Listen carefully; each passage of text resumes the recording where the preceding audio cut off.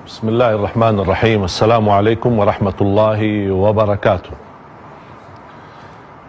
A'udzu billahi minasy syaithanir rajim. Bismillahirrahmanirrahim. Iqtaraba lin-nasi hisabuhum wa hum fi ghaflatin mu'ridun. ما يأتيهم من ذكر من ربهم محدث إلا استمعوه وهم يلعبون. صدق الله العظيم. Jamaah sekalian yang dimuliakan Allah Subhanahu wa taala, pemirsa Damai Indonesiaku, dimanapun anda berada, semoga selalu dalam lindungan Allah Subhanahu wa taala. Inti daripada bala adalah mengajarkan kita ikhlas. Sebagaimana Abi Amir tadi menjelaskan melalui surat Al-Mulk, Huwallazi khalaqal mauta wal hayata liyabluwakum ayyukum ahsanu amala wa huwal azizul ghafur. Inti daripada ujian, bala, bagaimana kita bisa menjadi hamba yang ikhlas. Memang apa yang kita hadapi membuat banyak tantangan. Ada orang berkata, saya hanya takut kepada Allah, saya tidak takut corona. Saya hanya takut kepada Allah SWT, saya tidak peduli apa yang terjadi. Perkataan ini harus kita fikirkan dulu. Apa yang kita bicarakan bisa menjadi hisab kita di hadapan Allah SWT. Kalau kita tidak mampu mengucapkan kata-kata yang baik, lebih baik kita diam. Man kana yu'minu billahi wal yawmil akhir falyaqul khairan aw liyasmut. Tidak ada hubungan antara iman dan takut ketika kita menghadapi wabah. Wabah kita menghadapi ada rasa kekhawatiran, rasa takut, itu wajar, manusia. Beda sama level takut kepada Allah Subhanahu wa taala, ini tergantung dengan iman kita kepada Allah Subhanahu wa taala. Justru dengan ada wabah ini membuat kita lebih mendekatkan diri kepada Allah Subhanahu wa taala. Bagaimana apa yang kita hadapi, kita bisa mengingat Allah Subhanahu wa taala dan kita meyakini Allah mengirimkan ini karena mohon maaf banyak manusia yang cukup lalai. Banyak yang kita tinggalkan kewajiban kita. Banyak yang kita menjauh dari lingkungan keluarga kita. Banyak kita tidak menyempatkan berduduk bersama anak-anak kita, mengetahui persoalan anak kita setiap hari. Dengan kondisi yang seperti ini, mau tidak mau terpaksa kita diam di rumah. Itulah cara Allah Subhanahu wa taala. Kadang-kadang manusia untuk merubah diri butuh kepaksaan. Allah mengirimkan tentaranya, Allah mengirimkan ujiannya supaya memaksakan manusia agar sadar. Kadang-kadang manusia diberikan cara harus tidak mau sadar. Diberikan peringatan berkali-kali juga belum mau sadar. Tapi ketika sudah datang wabah ini, jangankan kita sebagai umat Islam, seluruh dunia mulai sadar. Presiden China pernah berkata ketika menghadapi wabah ini, dia berkata kami menghadapi wabah syaitan. Perdana Menteri Italian dia berkata, kami tidak mampu mencari solusi di bumi, kami menunggu solusi dari langit. Cuba bayangkan, belum lagi negara Amerika. Mana negara-negara yang hebat? Mana negara-negara yang selama ini kita tahu mereka memiliki dahsyat kekuatan dalam kemajuan teknologi, mereka tidak mampu menghadapi penyakit yang begitu kecil yang tidak bisa dilihat oleh mata. Allah Subhanahu wa taala menunjukkan kekuasaannya agar seluruh manusia sadar dan kita akan kembali kepada Allah Subhanahu wa taala. Sampai kapan kita merasa diri hebat? Sampai kapan kita merasa diri mampu? Jangankan kita menghadapi musuh nyata, bisa juga kita tidak mampu melawannya. Bagaimana kita menghadapi musuh yang tidak bisa kita lihat? Makanya jamaah sekalian, ini benar-benar dahsyat kekuasaan Allah Subhanahu wa taala menunjukkan kepada kita betapa kelemahannya manusia. Apapun kehebatan negara manapun, kemajuannya, alat perangnya, kekayaannya, tidak bisa apa-apa. Kun fayakun qadarullah Subhanahu wa taala. Jangankan kita menghadapi musuh nyata, menghadapi virus corona ini ada mengkencangkan seluruh dunia, bisa merusakkan, menghancurkan ekonomi, bisa membuat tantangan yang begitu luar biasa. Orang-orang yang susah bertambah susah, orang yang kakak, yang gaya bertambah kebingungan. Bagaimana Allah Subhanahu wa taala menunjukkan, saya ketika melihat kondisi dunia yang lagi benar-benar menghadapi pertentangan yang sangat luar biasa dan sangat dalam, saya ingat firman Allah Subhanahu wa taala, Bismillahirrahmanirrahim.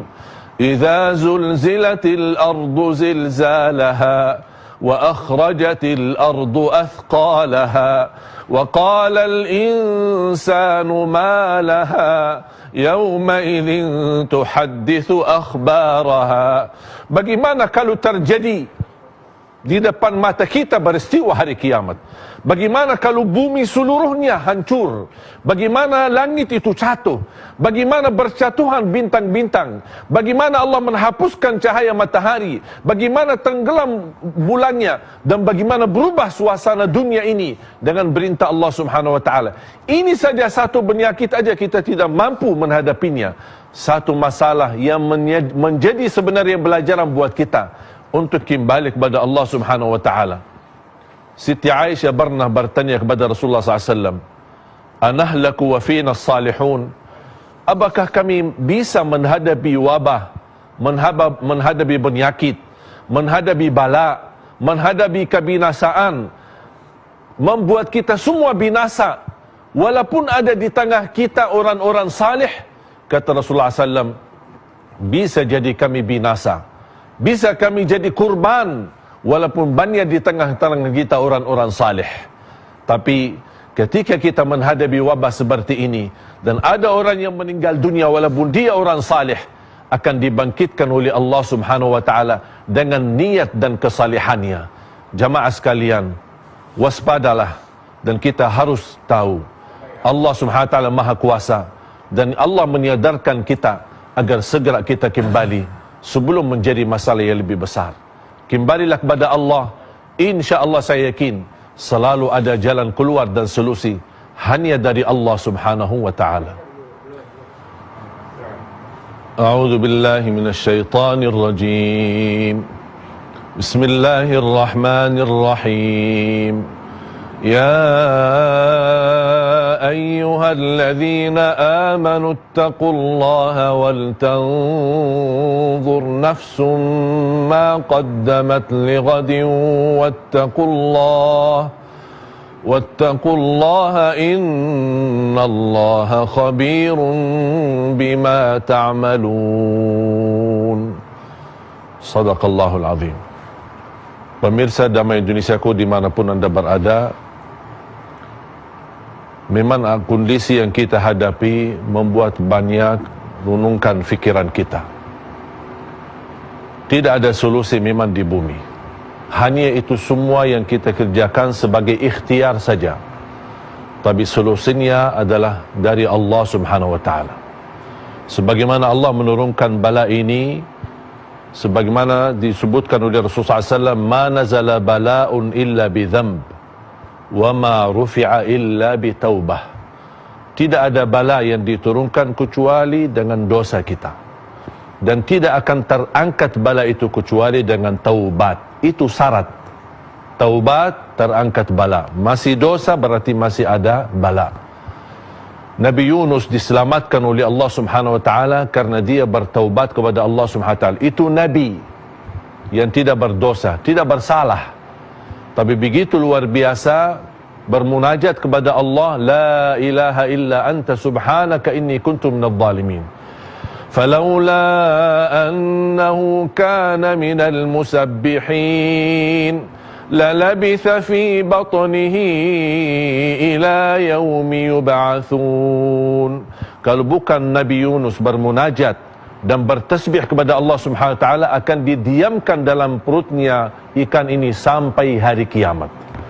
Kita pun kalau tidak bertaubat dan kembali kepada Allah, dan kita mengaku diri kesalahannya, dan kita memohon ampun kepada Allah Subhanahu wa taala, bisa jadi kita akan didiamkan dalam bala ini, dalam wabah ini sekian lama yang kita tidak tahu kapan selesainya.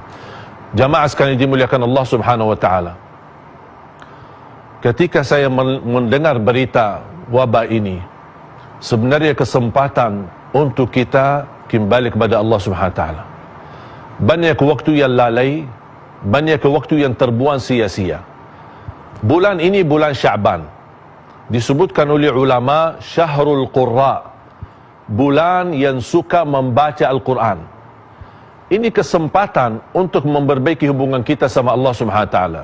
Jangan menunggu datangnya Ramadan, belum tentu berubah keadaan dan kondisi. Bisa semakin parah dan mudah-mudahan bisa menjadi lebih baik. Tetapi jangan menunggu Ramadan agar kita bertaubat. Jangan menunggu Ramadan agar kita merubah menjadi lebih baik. Jangan menunggu Ramadan agar kita bisa berhubung dengan Al-Quran. Ini bulan Sya'ban, bulanul Qurra, Syahrul Qurra, bulannya yang suka membaca Al-Quran sebanyak-banyaknya. Jamaah sekalian dimuliakan Allah Subhanahu Wa Taala, menurut saya kalau kita tidak sadar dan belum sedia bersadar ketika menghadapi wabah ini, kira-kira kapan kita sadar? Apakah kita menunggu bencana yang begitu amat besar dan dahsyat? Ini sudah menjadi bencana yang dahsyat yang mengencangkan seluruh dunia, yang membuat seluruh dunia ketakutan. Masjidul Haram sampai kesepian sekali. Hanya yang bisa salat, hanya bertugas yang dijaga dan bertugas sebagai imam. Semua jamaah tidak boleh. Jangankan umrah, jangankan ziarah ke makam Nabi Muhammad SAW, salat berjamaah pun tidak bisa. Salat Jumat pun tidak bisa. Begitu luar biasa. Kondisi ini membuat kita harus sadar dan ingat. Sambil jamaah yang selalu dia tergantung hatinya dengan masjid, tergantung hatinya dengan salat berjamaah, dia terhalang tidak bisa melaksanakannya. Dan ketika dia salat di rumah, dia bukan melanggar ajaran Islam, dia justru mengikuti ajaran Nabi Muhammad SAW.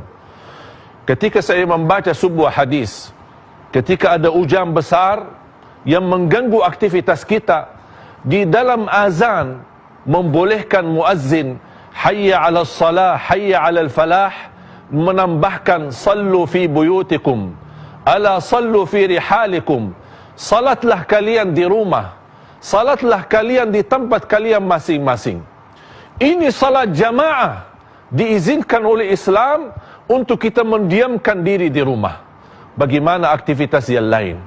Ini salat yang disebutkan hubungan dan tali hubungan kita sama Allah. Tiang agama kita boleh tinggalkan berjamaah demi menjaga diri. Dan ada sebuah hikmah, lebih baik menjaga daripada berobat. Jamaah sekalian, ketika saya membaca ala sallu fi buyutikum, ala sallu fi rihalikum, saya mendengar seorang muazzin di dekat rumah. Saya mendengar azannya, tapi saya tidak bisa ke masjid. Bukan untuk hanya takut dengan wabah, tapi saya mengikuti ajaran Nabi Muhammad SAW. Saya mendiamkan diri di rumah, dan saya mendengar azan ketika dia mengkumandangkan as-salatu khairum minan naum. Justru malah beliau nangis. Kita mendengar azan tapi tidak bisa mendekati dengan masjid. Ini luar biasa, menjadi ujian yang begitu luar biasa kita hadapi. Kapan kita umat Islam sadar untuk berkembali kepada Allah Subhanahu Wa Taala? Kalau ini wabah tidak menyadarkan kita agar kita bisa menjaga perintah Allah dan taat kepada Allah. Ini menurut saya wabah menjadi pelajaran buat politisi di negara ini. Bisa menjadi pelajaran buat para pejabat. Ini bisa menjadi pelajaran para dokter dan semua yang ada di negeri kita Indonesia yang tercinta. Jamaah sekalian, saya menggerakkan dan semua di rumah masing-masing berbanya doa Nabi Yunus. La ilaha illa ant, la ilaha illa ant,